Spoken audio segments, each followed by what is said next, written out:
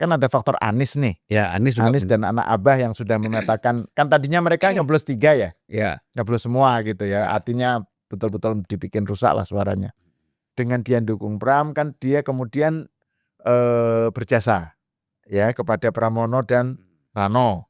Dan itu kemudian dia akan membuat Bu Mega yang tadinya hatinya tertutup untuk Anies menjadi terbuka. Ya. Terus Anies dapat panggung. Bu Mega menyatakan mengusung Pramono dan Rano. Ahok kan antusias banget Bang. Ya, ikut mengusung sampai ikut mengawal ke KPU. KPUD gitu. Karena dia seneng karena ternyata bukan Anies yang dicalonkan PDIP.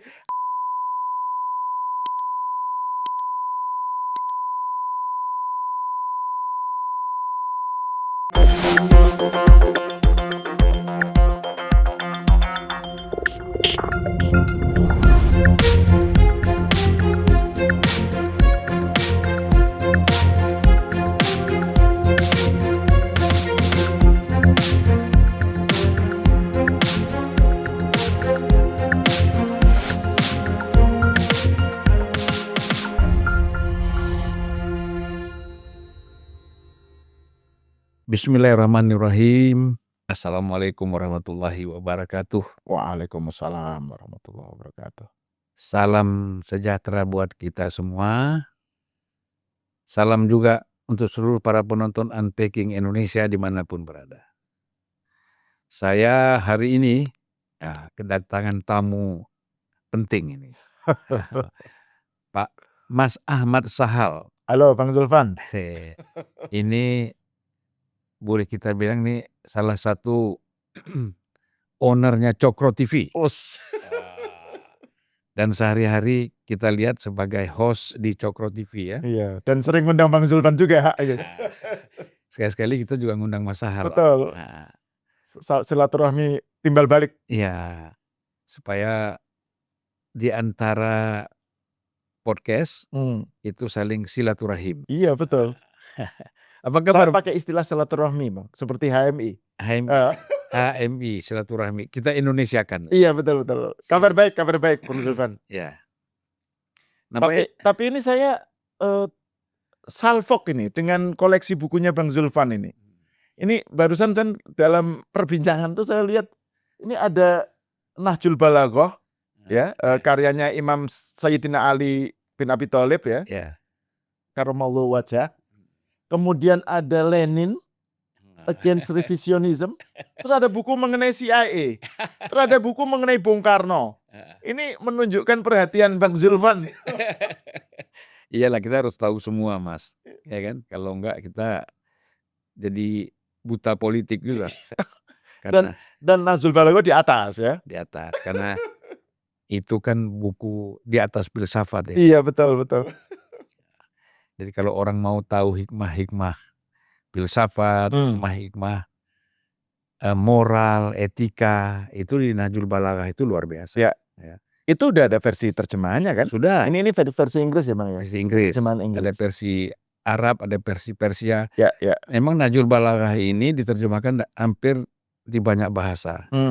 Bahasa Urdu, paling banyak juga setelah bahasa Persia, bahasa Urdu. Oke. Kemudian bahasa Arab. Ya.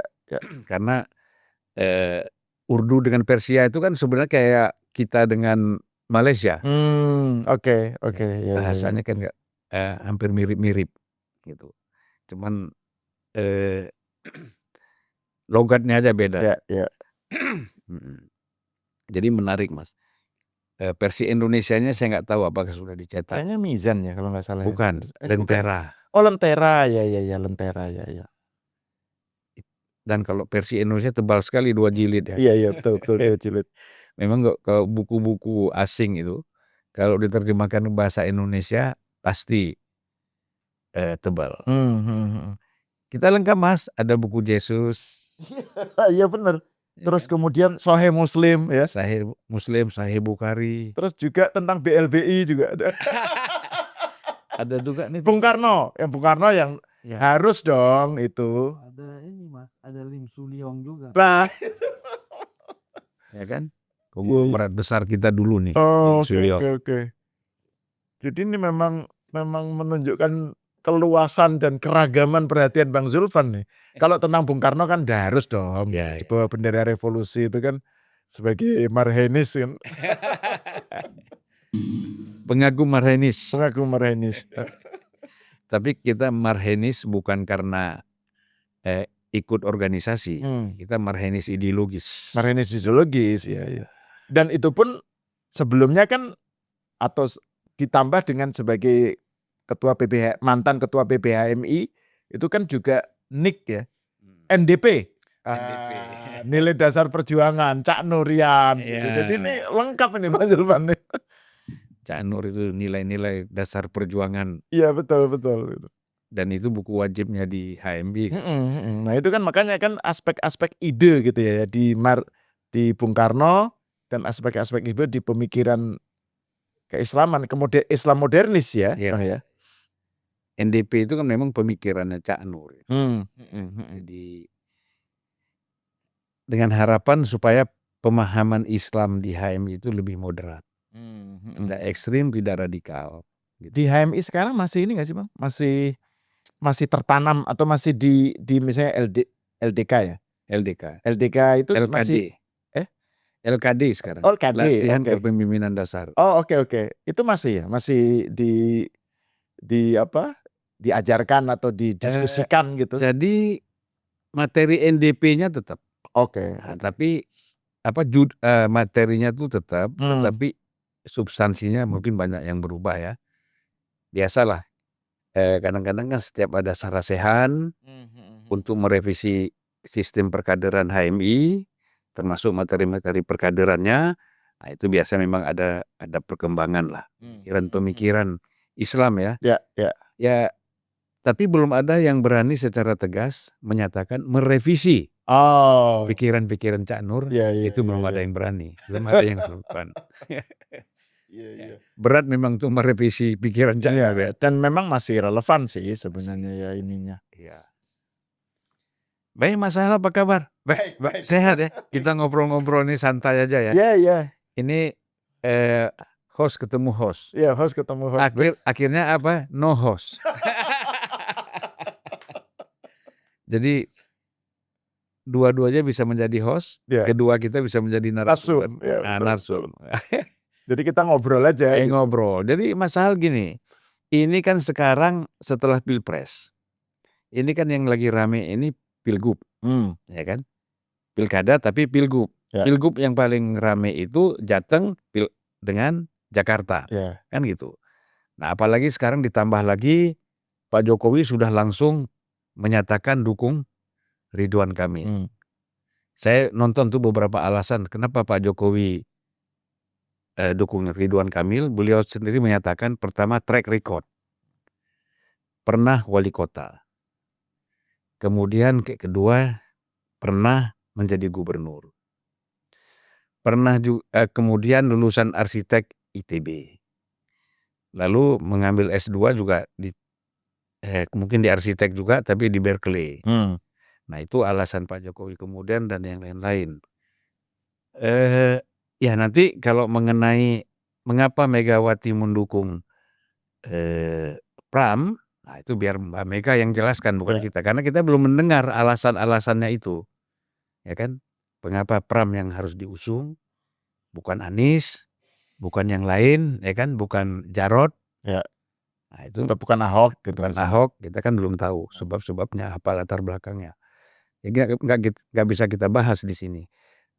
Tapi kalau kita lihat, kalau Pak Prabowo kan untuk Jakarta itu belum terbuka menyatakan dukungan kepada RK.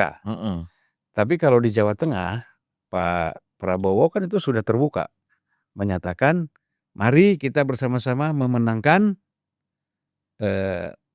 Pak Lutfi dan Tarz Yassin. Ya kan? Nah, berarti kan itu sudah terbuka. Yang itu juga banyak diprotes oleh PDIP karena dianggap ini adalah Prabowo seolah-olah seperti dipaksa oleh Pak Jokowi. Ya, dan kita pernah bahas ini di Cokro TV, Pak. Ya, pernah kan? Nah, jadi Mas Sahal melihat bagaimana? Kalau menurut saya ya sebenarnya kalau Jakarta dulu ya Bang ya. Iya. Jakarta ini kan selain soal tadi yang Bang Zulfan katakan soal Jokowi yang eksplisit menyatakan dukung RK, itu juga kan ada faktor Anies nih. Ya, Anies juga Anies dan anak Abah yang sudah menyatakan, kan tadinya mereka nyoblos 3 ya, ya. nyoblos semua gitu ya. Artinya betul-betul dibikin rusak lah suaranya, kartu suaranya. Tapi ternyata kan sekarang menyatakan dukung Pram. Pram. Dan itu kemudian menjadi lebih rame Pak Jokowi menyatakan dukungan Ya. ke RK gitu. Nah, saya ngelihatnya ini memang kayaknya memang tidak bisa dilepaskan dari 2029 juga ini, Bang. Kalau menurut saya sih ya kaitannya dengan Jokowi ya. Yang menarik itu kan narasi kalangan yang penyerang Jokowi ketika Jokowi menyatakan dukungan ya dengan RK, atau Jokowi misalnya juga mengendorse Lutfi gitu. Itu kemudian begini, jadi wah Jokowi dulu digadang-gadang jadi sekjen PBB, United Nations ya, terus sekarang kok turun derajat jadi jurkam gitu. Jadi narasinya itu melecehkan Jokowi dengan cara seakan-akan Jokowi itu levelnya itu sekarang level jurkam gitu. Salah satu yang menyatakan begitu si ini Andrinov ya, Mas Andrinov itu di statusnya bilang bahwa wah dulu Jokowi itu negarawan gitu kan, terus sekarang jurkam. Pertanyaannya, kenapa masalahnya di mana gitu kalau dia mendukung gitu. Dan ini kan dia juga yang juga dilakukan oleh Megawati misalnya sebagai mantan presiden ya, menyatakan dukungan kepada calon. Jokowi juga sama. Dan pilkada itu kan bukan turun level, itu kan cuma beda size aja gitu loh. Jadi ini sebagai ekspresi politik Pak Jokowi itu tidak ada yang lebih rendah sebenarnya gitu loh. Tapi ya gitu, karena kan ini kan upaya untuk membikin supaya kesannya ini Jokowi ini tipe politisi yang betul-betul kemudian bukan menghalalkan segala cara ya, politisi yang rendahan gitu loh. Levelnya itu seperti itu ternyata gitu. Itu menurut si para hatersnya ini, para penyinyir, para penyerangnya Jokowi gitu. Padahal ini tidak ada yang salah gitu, dan harus dilihat dalam konteks yang lebih luas menurut saya 2029 gitu. Kalau Anies menyatakan dukung Pramono dan Rano, itu kan ya memang Anies kan punya kepentingan gitu ya. Dia kan mungkin bisa aja dia caper dengan Bu Mega gitu kan, pengen mendapatkan kepercayaan dari Bu Mega bahwa dia sudah berjasa kepada PDIP misalnya ya. Karena kan kemarin sempat mau jadi cagup tapi kan Bu Mega belum terbuka hatinya gitu. Para petinggi PDIP udah oke, tapi Bu Mega masih belum nyaman lah dengan Anies. Nah, sekarang mungkin ini kayak Anies pengen membuktikan gitu loh, untuk supaya dia memenangkan Pram gitu ya. Pram dan Rano, terus kemudian dia bisa bilang bahwa saya berjasa gitu loh. Dan ini juga jadi kayak sarana Anies untuk 2029. Jadi ini Pak Jokowi masuk ini menurut saya tidak bisa dilepaskan dari prospek kedepannya gitu loh. Jadi bukan hanya pilkada ini, tapi pilpres gitu. Menurut saya sih begitu, Bang. Ya, jadi perlu ditegaskan bahwa Pak Jokowi menjadi jurkam di Pilgub Jakarta ini tidak ada hubungannya dengan apakah dia negarawan atau tidak. Iya. Ya kan, itu kan nggak bisa dipisahkan. Betul. Ya kan? Kalau orang makan di restoran biasa, restoran yang mahal, biayanya mahal, tiba-tiba dia makan di warung Tegal. Wah, ini ekonominya lagi parah nih. Kan nggak bisa begitu. Iya. Iya kan? Jadi memang gini, kalau saya lihat, kalau kita sudah tidak suka dan benci, maka apapun yang dilakukan, pasti kita akan kecam. Iya, apapun keliru gitu loh. Apapun pokoknya ya itu masih salawi itu. Semua salah Jokowi. Tapi kan karena kita tadi bicara Najul Balagha. Imam Ali bin Abi Thalib itu mengatakan bahwa janganlah engkau membenci seseorang secara berlebihan. Karena bisa saja satu ketika engkau menjadi sahabatnya. Jangan juga kau terlalu menyukai seseorang juga berlebihan. Iya. Pada satu ketika engkau bisa menjadi musuhnya atau lawannya. Oh, itu Jadi pernyataan Imam Ali ya? iya, Oke. itu Saya pikir itu hadis gitu. bukan, itu Imam Imam Ali Ali. ya? Oh, itu ada Arabnya itu, Bang. Oh, habibaka haunamma. Asa ayakuna bagidoka yaumamma. Terus ahbib abgid bagidoka haunamma. Asa ayakuna habibaka yaumamma. Ya. Jadi ini kan ini pesantrennya keluar. Untuk menutup sekularisasinya. Ya memang, ya apapun yang disampaikan Imam Ali, itu biasa pasti pesan-pesan dari Nabi Muhammad. Pesan dari Rasulullah SAW kepada beliau. Ya kan? Misalnya Rasulullah mengatakan kepada Imam Ali, misalnya, "Ya Ali, tidak akan membencimu orang yang beriman. Dan tidak akan menyukaimu orang munafik. Walaupun engkau habiskan tenaga dan uangmu agar dia orang munafik mencintaimu, itu tidak mungkin." Jadi tidak bisa meyakinkan orang itu dengan kita menghabiskan uang segala macam supaya orang itu suka. Karena memang hatinya tetap saja hipokrit, munafik. Betul. Jadi kita tidak heran juga banyak orang-orang yang mendapat jabatan dari Jokowi 10 tahun, 15 tahun, dapat ini jadi itu, biarpun jabatan dikasih. Nah, ini pelajaran buat Pak Prabowo. Kalau orang itu hipokrit, dikasih jabatan setinggi apapun dia nggak suka dalam hatinya. Ya. Nah, tapi jabatan diambil aja, tapi hatinya tetap saja dia tidak suka, kan gitu. Begitu nggak ada jabatan lagi, kembali lagi ke yang semula. Ya. Nah, ini kaitannya dengan tadi Anies mendukung Pram dan Rano Karno. Saya melihat untung ruginya gitu, Mas, ya. Kalau kita lihat apa untungnya bahwa bagi Pram dan Rano Anies mendukung. Menurut saya untungnya nggak ada. Oke. Untungnya nggak ada, ruginya lebih besar. Mengapa saya katakan rugi?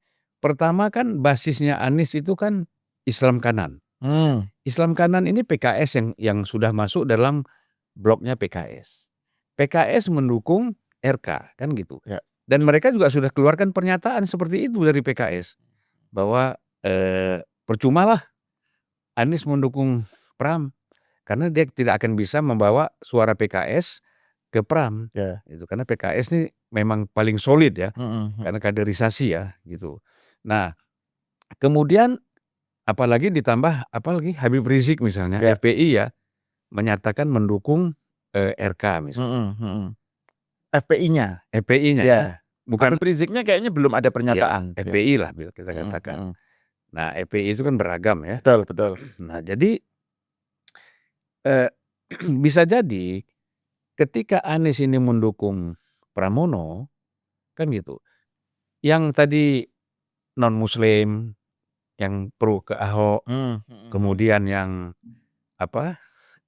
mereka nasionalis, itu bisa jadi juga mereka tidak semuanya keluar, ya kan? Oke, ya. Tetapi kan sebahagian tuh ragu-ragu, ini gimana nih, gitu. Nah, jadi ya justru bagi PDIP dan Pramononya harus berhitung gitu. Apalagi ini lucu juga, bukan Anies yang datang, tapi Pramono dan Karno dan Rano yang datang ke tempatnya Anies kan. Betul. Gitu.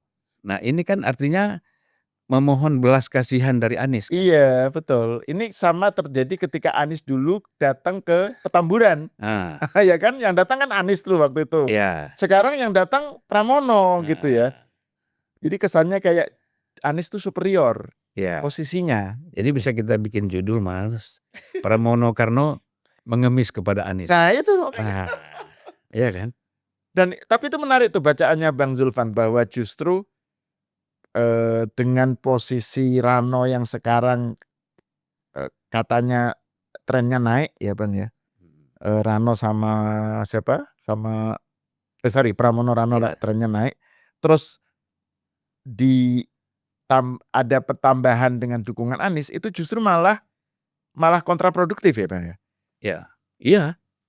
Karena kan ada yang bilang begini, itu kan Anies itu kan bisa membawa kelompok oposisi, kelompok perubahan lah gitu ya. Jadi kelompok yang memang sudah nggak suka dengan Kimplas ya, calonnya Kimplas dan paket dari Prabowo Jokowi gitu ya, itu kemudian dengan adanya dukungan Anies ke Pramono dan Rano itu semakin mensolidkan kubu perubahan untuk dukung Pramono gitu. Tapi kan memang kubu ini memang sudah dukung itu ya, kubu perubahan ini kan sudah dukung Pramono gitu ya. Maksudnya sebelum Anies menyatakan dukungan pun sebenarnya mereka sudah berada di sana gitu ya. Iya. Sebenarnya bisa kita katakan begini juga, Mas. Siapapun yang tidak suka sama Jokowi, itu pasti tidak dukung Ridwan Kamil. Ridwan Kamil. Ya, betul. Siapapun yang senang sama Jokowi, itu pasti mendukung Ridwan Kamil dan tidak mendukung Pram. Kan gitu nih. Kan terbelahnya kita lihat di situ. Ya, ya. Nah, tinggal survei saja melihat apakah Jokowi di Jakarta ini berapa persen yang suka sama Jokowi. Ya kan? Nah, berapa persen yang suka sama Anies misalnya. Atau kepada Megawati misalnya. Ya. Kan bisa dilihat di situ. Betul, betul, betul. Nah, mungkin kalau kita lihat di Jakarta masih besar tingkat kesukaan kepada Jokowi. Nah, kan harapannya itu kan yang bisa mendukung memenangkan Ridwan Kamil. Betul, gitu. betul. Nah, Ibu Mega kenapa tidak maju misalnya bicara memang betul bahwa orang sudah tahu Megawati pasti dukung Pram, orang calonnya dia kan. Iya, betul. Nah, tapi kan tidak turun berkampanye. Ya kan, berkampanye. Nah, ini mungkin disadari juga ketika Ibu turun berkampanye, ini akan menjadi beban. Karena tingkat ketidaksukaan kepada Megawati ini kan tinggi. Apalagi di Jakarta kan. Ya. Nah, jadi kalau kita lihat di sini memang menarik ya Mas ya. Pertarungan-pertarungan Iya, iya. di Jakarta. Dan juga tadi Bang Zulfan kan nyebut soal kalangan minoritas, kalangan non-muslim, terus kalangan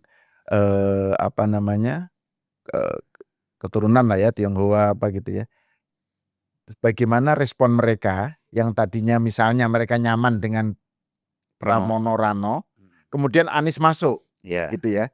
Karena kan Anies ini betapapun tetap dipersepsikan dia antagonistik dengan Ahok dan Ahokers.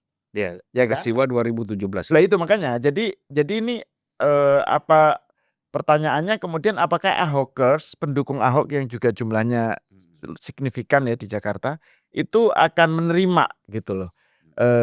Selangkah Pramono dan Rano itu sowan ke Anies gitu ya. Atau justru ini malah kontraproduktif gitu. Itu kan pertanyaannya Bang. Jadi ini yang tadinya posisi Rano dan Pramono Rano ini sudah kelihatannya trennya on the rise gitu ya, naik gitu, terus tiba-tiba ada Anies ini malah kontraproduktif atau nambah gitu. Ahokers ini kemana? Nah, ini kan belum disurvei. Itu kan perlu ada survei sekali lagi ya dari lembaga survei misalnya dengan Jokowi turun langsung di Jakarta. Kemudian Anies mendukung Pram. Nah, ini perlu disurvei lagi kan. Elektabilitasnya seperti apa ini pengaruhnya kan gitu. Dan sikap Ahokers. Nah, sikap Ahokers dan sikap juga secara umum kaum minoritasnya. Ya, betul, betul. Gitu. Nah, jadi kalau kita lihat di sini memang menarik ya.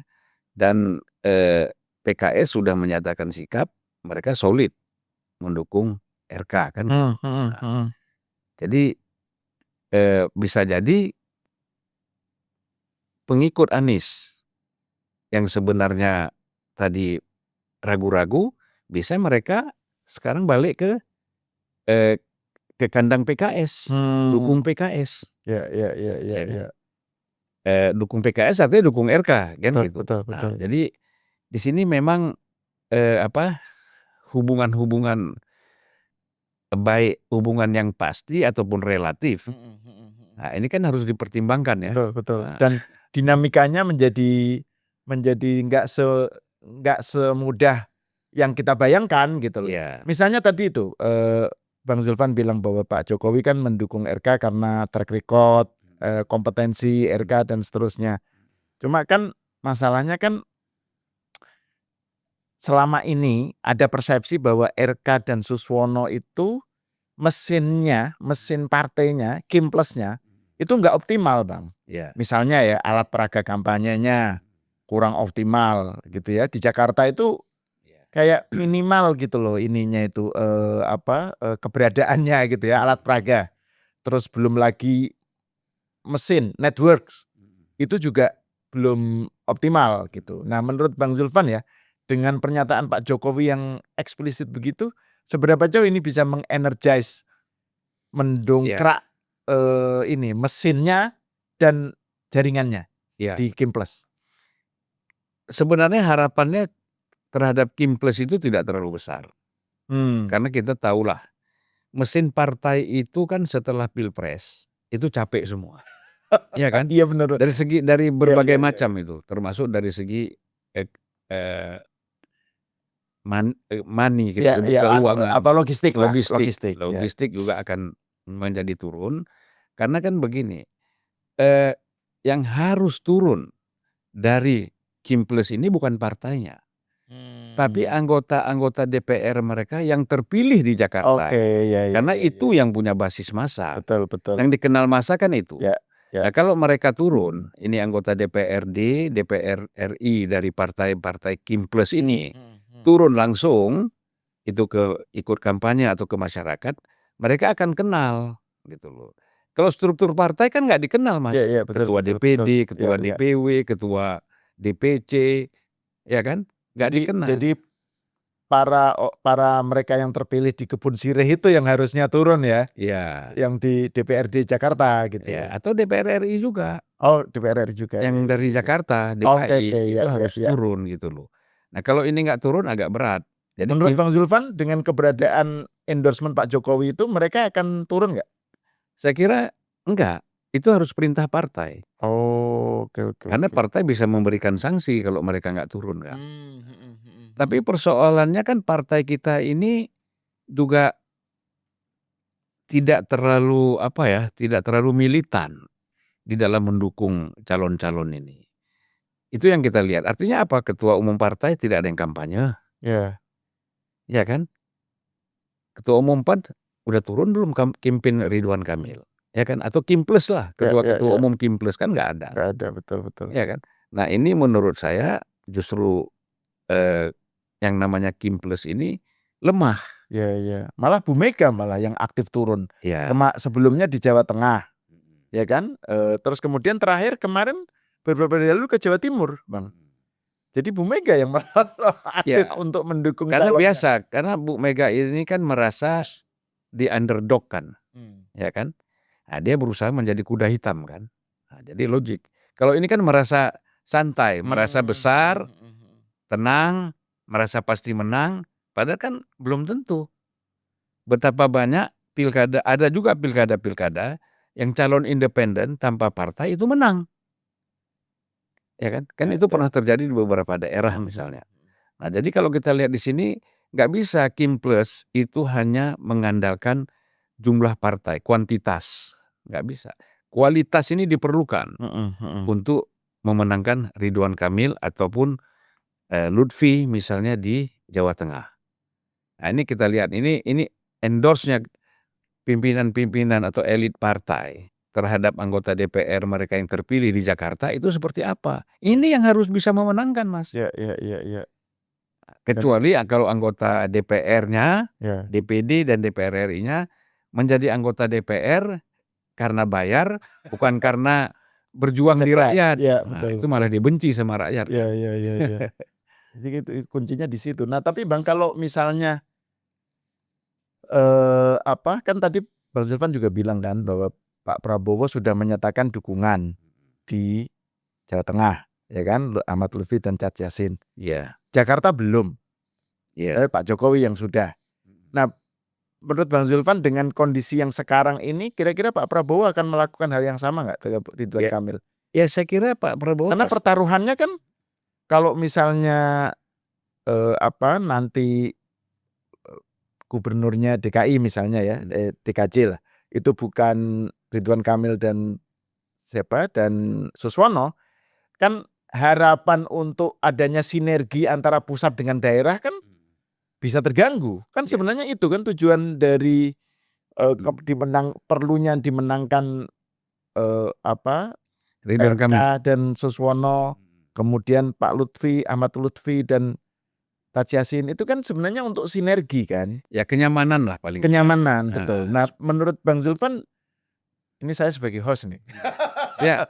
Menurut Bang Zulfan, kira-kira Pak Prabowo akan melakukan hal yang sama nggak? Atau perlu nggak melakukan hal yang sama terhadap endorsement ke Lutfi, dalam hal ini melakukan hal yang sama untuk RK dan Ya Suswono? saya kira setelah melihat hasil survei ya, survei ini kan kemarin kan dijelaskan oleh Jayadi ya dari LSI, itu kan sekarang Pramono sudah di atas RK. Ya. Di dalam survei kan yang kita lihat. Nah makanya ketika poll tracking ya, Hanta Yuda mengatakan bahwa RK 40% dipertanyakan oleh asosiasi itu Persepi. Ya. Kok lain sendiri. Sementara yang lain mengatakan Pram yang unggul, ya kan, unggul dalam konteks hasil survei, Ya. bukan unggul dalam pilkadanya nanti. Nah, Hanta Yuda menyatakan yang unggul itu 48%, justru ini kan dipertanyakan. Yang berujung pada akhirnya dia mengundurkan diri dari anggota, ya kan. Nah jadi kalau kita lihat di sini, saya yakin Pak Prabowo akan turun. Ya, paling tidak Pak Prabowo akan perintahkan, akan minta kepada seluruh ketua umum partai menggerakkan anggotanya untuk mendukung RK gitu. Di situlah dilihat soliditas. Ya kan, soliditas Kim dan soliditas anggota DPR-nya, ya kan, karena ini pengaruhnya dalam pengambilan keputusan di DPR juga nanti kan. Ya. Kalau ada yang tidak loyal kan kacau nih, gitu. Sudah dikasih porsi di kabinet, ya kan, dikasih mungkin dapat anggaran juga dari situ, ya, tapi kemudian loyalitasnya lemah. Ya. Nah ini perlu dipertimbangkan. Karena gini Mas ya, kalau saya melihat kepemimpinan itu harus tegas. Tegas itu bukan dalam ucapan. Tegas itu kan dalam tindakan. Ketika ada community, anggota komunitas yang tidak loyal itu harus diamputasi, nggak bisa ada di dalam. Nah ini Pak Prabowo nanti kita lihat ketegasannya itu di sini. Bukan dalam kasus pilkada aja, dalam berbagai hal. Ya, betul. Ya. Kalau enggak akan menjalar nih, dia aja buat salah nggak apa-apa kok. Ini buat salah nggak ada sanksinya, ini bahaya. Begitu ada buat kesalahan langsung amputasi, sehingga yang lain berpikir untuk melakukan atau tidak loyal gitu loh. Jadi kalau menurut saya ini test case juga. Ya. Walaupun orang mengatakan bagi Prabowo Pram yang menang atau Pram yang menang atau RK yang menang itu buat Prabowo sama saja. Itu juga menarik itu, soal itu ya. Saya kira enggak lah ya, enggak lah. Pasti Pak Prabowo kan harus konsisten. Dan beliau kan orangnya sebenarnya kalau kita dari konsistensi dalam konteks politik, dia kan tegas itu, ya kan. Dan itu menarik tuh Bang Zulfan soal Pramono dan RK ya. Kan kalau RK versus Anies itu kan ininya jelas, kontrasnya jelas gitu ya. Andekan dulu lawannya RK itu Anies gitu ya, itu kontrasnya kan jelas. Tapi ya ternyata lawannya Pramono yang juga dekat dengan Pak Jokowi gitu ya. Jadi sebelum Pak Jokowi menyatakan dukungan ke RK eksplisit, kan asosiasi kedekatan itu justru malah dikaitkan dengan Pramono. Gitu kan, Pak Jokowi lebih dekat ke Pramono ketimbang ke RK gitu loh, dari segi sejarahnya lah ya. Nah sekarang dengan Pak Jokowi menyatakan dukungan ke RK, nah ini menarik nih, seberapa jauh image tentang kedekatan Pak Jokowi ke RK ini berdampak kepada naiknya RK. Nah itu konsep pikiran kedekatan, ya, persepsi bahwa Pram dekat dengan Jokowi juga. Ini kan sebenarnya mengganggu dan bahkan orang bisa mengatakan Pak Jokowi main dua kaki, kan gitu. Oleh karena itu Pak Jokowi menjelaskan bahwa saya tegas, saya dukung RK, gitu kan. Nah jadi ini kan persoalan bukan dengan Pram, persoalannya kan PDIP, betul. Ya kan, jadi ini kan Pram ini adalah representasi PDIP dan Ibu Mega yang berhadapan dengan Pak Jokowi kan gitu. Oleh karena itu nggak mungkin Pak Jokowi akan mendukung Pramono, sangat tidak mungkin. Karena kalau pribadi Pramono betul, tetapi kan siapa yang mendukung Pramono ini? Dan Pramono ini jangankan kita bicara Pramono, Ganjar aja pun bisa dikendalikan oleh PDIP dan Ya. Ibu Mega. Kalau enggak nanti dia dianggap bukan kader lagi. Bahaya kan? Kalau bukan kader lagi nanti di DPRD bisa digoyang, bisa wakilnya, Ya. Ranonya yang jadi gubernur. Atau keduanya repot ya kalau Ya. keduanya pemilihan ulang di DPRD. Betul. Ya kan? Gitu. Nah, jadi kalau pemilihan ulang kan yang bisa mengusung calon itu kan pengusung gubernur yang ini dia yang mengusung calonnya kan yang baru di DPRD nanti. Nah, jadi kalau kita lihat di sini menurut saya bahwa itulah mengapa Pak Jokowi tegas mendukung RK karena nggak bisa dia main-main. Karena Pramono dianggap akan terkesan akan melawan Jokowi nanti. Bahkan akan berhadapan dengan Prabowo. Ya. Karena faktor apa? Faktor PDIP. Kecuali dalam perjalanan ada rekonsiliasi yang secara terbuka antara Ibu Mega dengan Prabowo. Ya. Tapi kan ini kan Ibu Mega juga ada syarat. Kalau Prabowo masih dengan Jokowi, ya kan Ibu Mega nggak mau. Iya. Tapi kan Prabowo nggak mungkin meninggalkan Jokowi, Betul. gitu. Karena faktor kemenangan dia kan faktor Jokowi itu besar. Betul. Gitulah itu Mas. Nah itu menarik Bang Zulfan yang tadi kan ada yang bilang jadi Jokowi menyatakan eksplisit. Ini kan agak tumben Pak Jokowi seperti itu ya. Ya. Biasanya kan nggak pernah kan gitu. Pak Jokowi menyatakan eksplisit dukung RK. Itu katanya sebagai tanda kepanikan dari kubu Kemplas dengan naiknya Hasil survei. ya dengan naiknya Pramono Rano gitu elektabilitasnya. Sementara tadi Bang Zulfan bilang bahwa justru ketika ada Anies masuk itu justru kontraproduktif. Nah ini menarik nih. Jadi menurut Bang Zulfan apa betul itu bahwa tanda kepanikan itu adalah yang mendasari Pak Jokowi mendukung RK dan apakah ini memang kontraproduktif ini soal Anies ini? Kalau Anies saya yakin itu pasti kontraproduktif bagi Pram. Oke. Ya kan? Oke. Nah, tapi Pak Jokowi panik dalam konteks dia turun itu enggak. Ini kan memang momennya. Iya kan? Momennya dia turun bahwa dia menyatakan penegasan. Pak Prabowo sudah menegaskan di Jawa Tengah. Nah, beliau juga menegaskan di Jakarta. Ini bagi-bagi tugas lah sebenarnya kan. Jadi Jokowi ya Prabowo kan orang lihat begitu. Satu paket. Kalau Prabowo dukung Lutfi di Jawa Tengah itu berarti Jokowi juga dukung. Ya. Jadi udah satu paket. Jadi saya kira nggak ada kepanikan di sini. Nah justru kan kadang-kadang kita tanya kepada lembaga survei, apakah dengan tingkat elektabilitas dari hasil survei ini pasti Pramono Anung menang? Belum tentu. Ya. Apalagi harus 50%+1. Ya, margin of error-nya masih di atas 10. Betul. Iya kan? Iya. Nah, yang menarik itu kalau memang Pramono Rano itu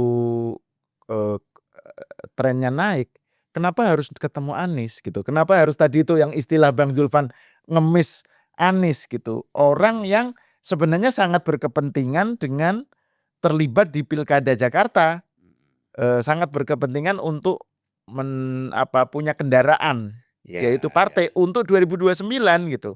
Maksudnya kenapa harus sowan ke Anies gitu? Gimana itu? Ya karena kan begini, mungkin dianggap PDIP ini nasionalis. Kemudian ada Ahok di situ minoritas. Ini bagaimana menambah suara dari kelompok Islam. Oke. Nah, dari kelompok Islam, makanya mereka mengharapkan suara dari masyarakat Islam Muslim di Jakarta ini itu lewat Anies. Kan gitu. Padahal kan Anies kan seperti saya bilang tadi, Anies itu suaranya kan dari kantong PKS. Ya. Iya kan? Nah, yang notabene sudah ke RK. Ya kan? Iya. Nah, ini kan ada komitmen di sini. Dan kita tahulah basis-basis Islam apakah moderat atau kanan misalnya. Ini kan banyak pembinaan dilakukan oleh PKS. Ya. dan ormas-ormas majelis-majelisnya yang ada di sana itu mereka kompak semua, gitu. Artinya bagi mereka RK ini lebih dilihat sebagai keislamannya lebih baik dibandingkan dengan PDIP kan. Ini kan dilihat PDIP. Ya, ya. Mungkin Pram orang baik. Ya. Tapi kan mereka melihat PDIP ini marhenis. Ya. Bahkan pernah dikatakan ini komunis. Ya kan? Merah lah, merah. Merah, ya kan? Bahkan ada kader PDIP mengatakan saya bangga jadi anak komunis kan. Dan itu tidak dipecat oleh PDIP. Tetap ada di dalam kan gitu. Nah, jadi buat orang-orang Islam ini, saya aja waktu saya dulu tahun 99 menjadi caleg PDIP misalnya, saya langsung dikecam oleh kawan-kawan HMI, ngapain kau masuk partai komunis itu?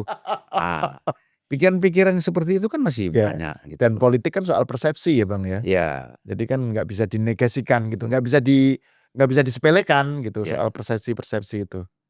Nah tapi kan maksud saya kan pasti Pramono, Rano, dan PDIP lah secara umum tahu ya bahwa Anies ini berkepentingan untuk 2029. Makanya tadi saya berkomentar bahwa ini saya langsung membacanya sebagai dalam kaitannya dengan 2029 gitu Bang. Karena kan Anies coba pakai apa Anies kalau tidak memakai Pilkada Jakarta gitu. Nah, kok malah Pram dan Rano berkunjung ke bertandang ke tempatnya Anies gitu.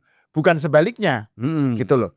Kenapa enggak biar Anies saja yang datang karena kan istilahnya yang punya kartunya kan harusnya Pramono dan Rano gitu loh. Dan justru ini yang saya katakan kepanikan. Panik karena merasa tidak mendapat dukungan dari kelompok Islam. Akhirnya mendatangi Anies dan hadir di situ beberapa habaib kan. Jadi sebenarnya kan begini Mas, kita kadang-kadang datang ke tempat yang kosong, melupakan tempat yang ada isinya, gitu loh. Islam ini harus datang langsung, kan beda. Islam di Indonesia ini nggak ada, misalnya Habib ini bisa perintah kelompok ini dukung ini, itu nggak bisa, ya kan? Kalau bisa pasti mereka sudah bikin partai habaib. Betul kan? Ya. Kalau enggak si Habib Rizik sudah bikin partai. Karena mereka juga tahu tidak bisa kita menjadi figur yang mengikat seluruh masyarakat yang simpatik kepada mereka untuk pasti menjamin suaranya pasti ikut dia. Ya, apalagi pemilihan langsung Bang. Jadi pemilihan langsung kan bahkan ini bukan hanya dalam kasus Jakarta loh.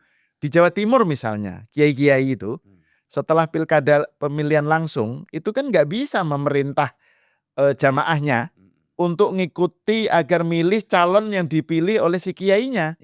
Biasanya mereka gini Bang cara berpikirnya, untuk urusan ubudiyah, urusan agama, ya kami ikut kiai, kami mengikuti nasihatnya kiai.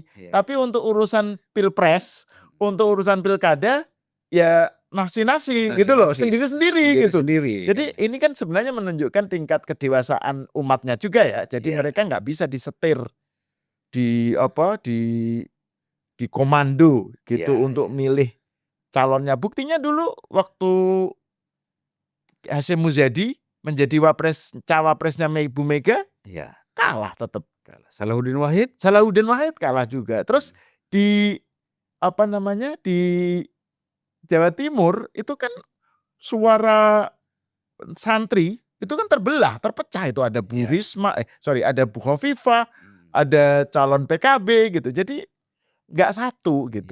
Pilkada langsung ini ada dampak positifnya. Kalau kaum Nahdliyin bersatu di bawah kiai, di bawah payung kiai, nggak mungkin PKB suaranya imbang-imbang dengan PDIP. Pasti lebih besar. Lebih besar, betul, iya. Jadi nggak bisa mengandalkan itu kan. Iya, betul. Artinya dalam konteks Jakarta juga seperti itu. Iya, gitu seperti itu. Jadi makanya saya katakan selama dia bukan organisasi kader. Nah kalau kita bicara kader kan yang mengkader itu kan PKS. Banyak sekali usro kelompok-kelompok yang dia lakukan di kampus, di luar kampus, di mana-mana, majelisnya kan gitu. Nah itu yang bisa mereka solid. Kiadah ya, mengikuti kiadah itu kepemimpinannya. Nah, itu exceptionnya Bang ya. dalam konteks tadi yang kalau pilkada langsung kan santri kalangan muslim itu kan suaranya terpencar-pencar sesuai dengan kehendaknya sendiri, aspirasi dan minatnya sendiri-sendiri. Tapi kalau PKS beda ya, Beda. karena mereka ini partai kader. Ya, Jadi ini mereka ngikuti kiadah, ngikuti apa?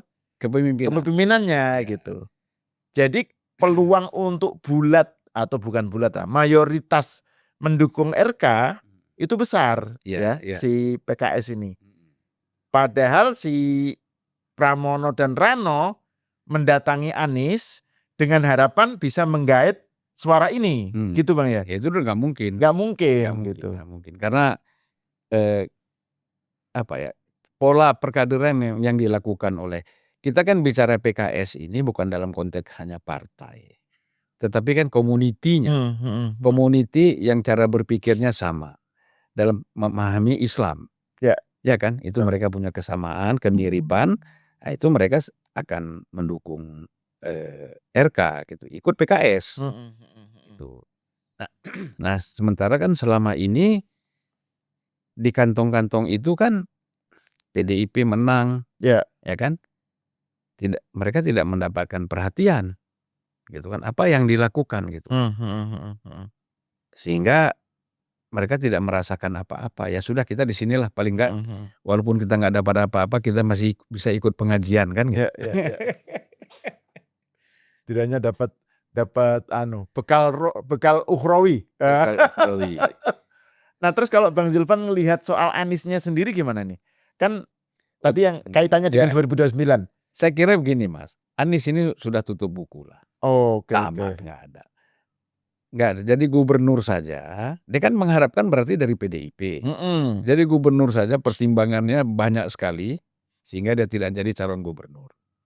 Artinya kan PDIP melakukan survei internal. Dasarnya kan itu, Ibu Mega kan gitu. Coba jangan bicara sentimen-sentimen pribadi.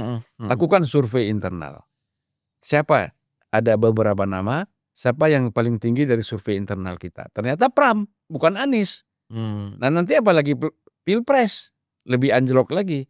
Jadi Anies kalau memang tujuannya mendekati Pram, mendukung Pram, atau mendukung PDIP untuk menjadi calon presiden 2029, udah nggak mungkin. Oke. Soalnya kan bayangannya kalau dari narasi ini ya Bang ya, bayangannya kan dengan dia dukung Pram kan dia kemudian berjasa ya kepada Pramono dan Rano, dan itu kemudian dia akan membuat Bu Mega yang tadinya hatinya tertutup untuk Anies menjadi terbuka. Terus Anies dapat panggung. Nah, kan Anies ini kan pintar memainkan panggung gitu. Dengan dia punya kontribusi dalam pemenangan Pramono RK, dia dapat panggung, terus itu bisa dipakai untuk 2029. Karena kan juga ada yang bilang PDIP ini kan masih mencari-cari nih siapa calon yang bisa mereka ajukan untuk 2029 gitu, untuk menyaingi Prabowo gitu, bisa berhadapan dengan Prabowo gitu. Meskipun ini sekarang terlalu dini ya. Jadi Anies mau mengubah citranya menjadi nasionalis. Gitu Bang. Gak bisa lah, itu kan orang gak percaya. Masalahnya siapa yang percaya? Iya kan? Dilihat track recordnya terus, orang kan gak percaya. Apalagi Bu Mega, susah mempercayai orang, apalagi yang tadinya berhadapan secara ideologis, secara politik. Terus tiba-tiba dia percaya, itu gak gampang. Bu Mega itu menurut saya punya penilaian dan sikap yang ketat di dalam hal-hal seperti itu. Nah, sebenarnya kalau Pram atau PDIP mau menang, itu kan harus menggunakan orang seperti Nazarudin Samsudin misalnya. Tapi kan Nazarudin Umar. Nazarudin Umar. Samsudin. Itu udah bagian dari masa lalu itu. Nazarudin Umar. Tapi kan Imam Istiqlal. Tapi kan nggak mungkin, karena sudah menjadi Menteri Agama. Betul. Atau misalnya orang seperti Pak Quraish Shihab.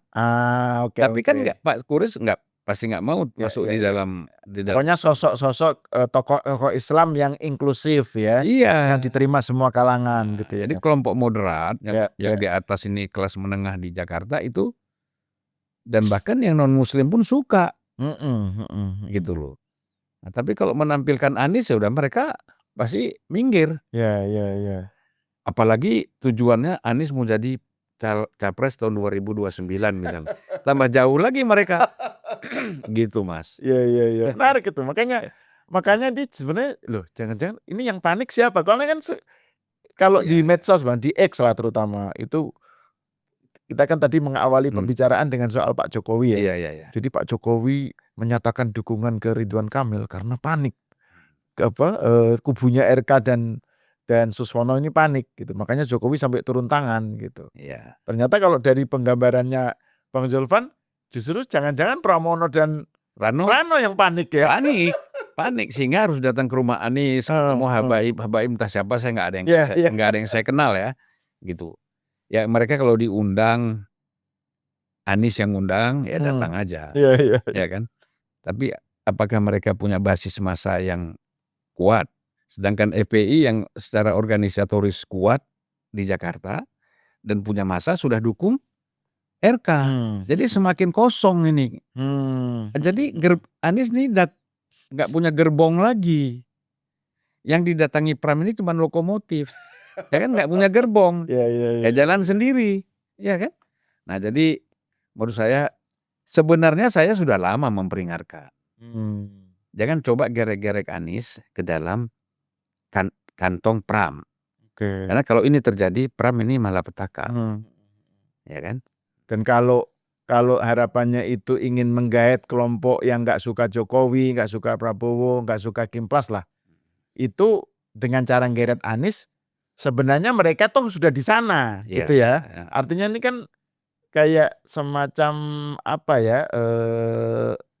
Kalau dalam bahasa Arab itu tahsilul hasil, gitu Bang. Sesuatu yang memang sudah ada di situ, tapi dicoba dicari mendapatkan sesuatu yang memang sudah jelas punya dirinya sendiri gitu.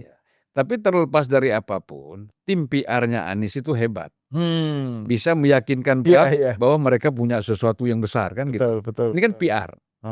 Ya kan? Dunia PR itu kan bagaimana memblow up itu kan. Dan terkesima yang namanya Pram dengan Rano kan. Nah, karena terkesima ya begitu akhirnya mereka datang. Sekarang kan kalau kita kembali lagi Pilkada 2017. Berapa persen Anies mendapatkan 2017 itu kalau putaran kedua ya pasti 51%. Ya, tapi yang pertama kan Ahok lebih unggul. Ya kan? Untuk ukuran orang yang dikuyo-kuyo ya, dipersekusi di demo jutaan atau ratusan ribu lah kan. Jutaan kan klaimnya FPI. Ratusan ribu massa gitu. Dan masih menang putaran pertama masih menang, itu luar biasa. Putaran kedua kan suara AHY. Dilimpahkan ke Anies. Ya andekan DKI itu tidak pakai sistem yang khusus 51%. Nggak pakai 51%, Ahok tetap gubernur sebenarnya kan gitu. Jadi kita lihat aja suara Anies waktu pilkada itu berapa. 2017. Kalau pilpres kan nasional. Betul. Kalau 2017 putaran pertama itu Anies nomor 2 di bawah Ahok. Nah, sekarang suara itu kan kita tahu dari mana? Yaitu partai pendukung Anies termasuk PKS di situ. Nah, sekarang ini kan tidak ada di situ. Betul. Ya, jadi orang harus melihat dulu indikator pada 2017 itu, Mas. Yes. Nah, yang itu sesuatu yang tidak bisa diabaikan ketika bicara tentang Pilkada Jakarta. Terus hal lain juga Bang, itu saya baru ingat. Jadi beberapa hari lalu saya membaca berita Ahok, Basuki Cahayapurnama menyatakan bahwa Anies itu sebenarnya tidak pernah dicalonkan masuk dalam bursa calon PDIP untuk Pilkada. Kan waktu itu sempat ada berita tuh bahwa Anies itu salah satu calon yang diusung oleh DPD PDIP. Tapi kemudian kan nggak jadi ternyata Pram. Nah, Ahok menyatakan sebenarnya Anies malah nggak pernah masuk sebenarnya. Tapi ini dibantah oleh Basarah. Gitu. Ahmad Basarah membantah. Tapi poinnya adalah bahwa Ahok itu masih punya resistensi terhadap Anies gitu loh. Resistensi yang cukup kuat dan itu saya kira berdampak juga kepada Ahokers gitu. Makanya dia ketika PDIP menyatakan mendukung Pramono, Bu Mega menyatakan mengusung Pramono dan Rano, Ahok kan antusias banget Bang, Ya, ikut mengusung sampai ikut mengawal ke KPU, ya, ya. KPUD gitu. Karena dia seneng karena ternyata bukan Anies yang Ya, dicalonkan ya. PDIP. Artinya memang resistensi Ahok terhadap Anies itu masih kuat gitu. Ya, dan kepuasan Ahok itu juga karena Pram itu kan seniornya Betul, di betul, PDIP betul, kan. betul. Ya, ya, ya. Adanya junior dan tidak sekelas Pram, Heeh. dia juga kecewa. Tapi karena Pram Ya, dianggap kan sebagai ya ini pantas lah. gitu ya. pantas lah, Ya, kan, ya. kawan, terus senior, Betul, betul, ya kan. betul. Nah, jadi Ahok itu oke gitu loh. Cuman kan persoalan lagi dengan masuknya Anies dan Ahok tidak ikut tuh Iya, ke rumah Anies, betul, betul. ya kan? Iya. Nah, berarti sudah dipahami oleh Pram dan Rano, Ahok ini belum bisa ketemu dengan Anies gitu loh. Harusnya kan yang paling menarik menurut saya, Ya, ya. kalau Ahok ketemu dengan Anies bicara berdua mendukung Pram. Itu Betul. menarik. Betul, atau misalnya balihonya itu Pramono, Rano, Anies, Ahok. Nah, itu baru ya. Itu menarik. Itu game changer banget itu ya. Ya. Ya game changer tapi bisa juga banyak yang lari juga. Ini susah Mas, memang susah. Betul, betul. Itu susah. Makanya sebenarnya menggunakan atribut-atribut atau dukungan-dukungan dari pihak yang lain yang tidak sewarna dengan kita, tidak seideologi, itu memang mengganggu. Karena pasti banyak kekecewaan, banyak yang tidak suka gitu ya. Jadi sebenarnya hasrat untuk mendapatkan semua tapi melakukan digabung itu justru kadang-kadang malah bisa membuyarkan dua-duanya ya. Politik kan begitu, pandangan orang kan begitu. Kalau kita lihat di medsos kan orang sedikit aja, "Kenapa begini?" Gitu kan, kekecewaan tuh kan banyak. Satu hal contoh misalnya, begitu hebatnya dukungan kepada Pak Jokowi, ya kan? Ketika Pak Jokowi beralih mendukung Prabowo, itu justru daihat-daihat Pak Jokowi kan lepas dari Pak Jokowi. Dan menjadi sangat Sangat keras serangannya sampai sekarang. Ya, misalnya Andi Wijayanto, Andrinov, siapa lagi kita lihat tokoh-tokoh yang Denny Siregar, ya kan. Nah, jadi kalau kita lihat di situ memang bahaya gitu loh. Nah ini karena tidak keluar aja pernyataan-pernyataan yang keras seperti itu, tapi mereka mungkin lebih di dalam mendem, lebih bahaya lagi. Kalau mendem ini kan kita nggak bisa ukur Mas. Betul. Ya kan, bahaya laten. Mas, tolonglah closing statement dari Mas Sahal nih, supaya kembali lagi saya hostnya. Ya sebenarnya kalau menurut saya ya harusnya itu Pilkada Jakarta dan Pilkada Jawa Tengah ya, itu idealnya memang tidak mendapatkan hasil yang berseberangan dengan pemerintahan pusat. Gitu ya. Karena apa? Karena saya lebih concern kepada kita ini kan narasi yang selalu kita munculkan, digaungkan kan pengen supaya mendapatkan itu loh Bang, the greatness of the nation, bangsa yang maju, Indonesia emas gitu ya. Kita pengen menyongsong percepatan kemajuan dan seterusnya. Dan itu sesuatu yang sangat menurut saya dengan potensi yang kita miliki ya, itu sangat memungkinkan gitu. Dan itu ya sudah diawali dengan Pak Jokowi, kemudian dilanjutkan Pak Prabowo, dan ini mensyaratkan adanya sinergi, sinkronisasi lah. Ya karena kita kan presidensial. Betul, kita presidensial. Ya, jadi harus sinkronisasi antara yang pusat dengan yang daerah. Gitu loh. Nah, dan Jakarta meskipun sekarang ibu kotanya udah pindah ke IKN ya, Jakarta kan tetap etalase, tetap salah satu yang terpenting lah gitu ya. Dalam kaitannya dengan hubungannya dengan percepatan kemajuan Indonesia gitu loh. Nah, kalau Jakarta ini kemudian menjadi basis bagi oposisi gitu ya, itu bisa menghambat gitu. Menurut saya gitu, bisa menghambat itu tadi percepatan kemajuan ke 2045 itu Indonesia emas gitu. Kalau menurut saya sih gitu Bang. Iya, jadi memang menarik ya kalau pilkada Jakarta ini kita amati terus Mas Al.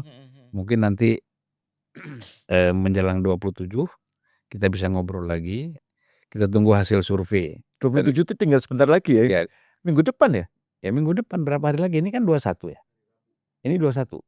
21. Iya 27. Rabu 27. Iya, meskipun peluang untuk putaran kedua besar ya, Besar, bagi, ya. bagi Jakarta ya. Jadi tetap kita bisa melakukan diskusi lagi setelah 27, Bang. Jadi Anies itu kan DKI 2017 mendapatkan 39%,9. Ahok 42,9, AHY 17,6. Ya kan?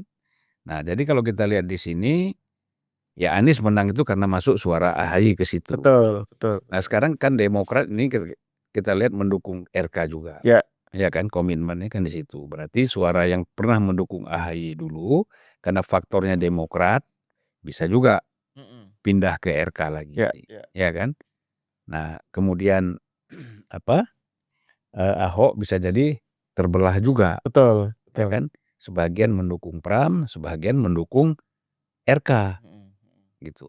Dengan berbagai faktor dan kan memang harus disurvei ya. Ini kan kalau kita ngomong ini kan persepsi. Iya. Nanti orang yang survei itu akan melakukan berdasarkan persepsi kita kan. Iya. Walaupun hasilnya beda. Mungkin Senin atau Selasa kali mungkin sudah ada hasil survei terbaru kali ya. Ya. Karena kan pemilihannya Rabu ya, Mas ya. Rabu kan. Jadi ya kita lihatlah seberapa dampak tadi itu kunjungan Pramono dan Rano ke rumahnya Anies itu. Iya. Apakah menambah atau justru malah kontraproduktif gitu. Ya, tapi yang jelas kita yakin ini 2 putaran ya. Iya, saya menduga sih 2 putaran karena untuk 50% per satu berat ya. Kalau saya mengharapkan 2 putaran, Mas. Iya, saya juga begitu. supaya podcast ada berita terus. Betul. Karena pilkada yang lain kan sudah selesai. Sudah selesai ya. Jadi ya untuk kepentingan kita sendiri, Bang. Untuk kepentingan podcast. Terima kasih Mas Hal. Oke, atas kehadirannya. Ya, terima kasih. Assalamualaikum warahmatullahi wabarakatuh. Waalaikumsalam warahmatullahi wabarakatuh.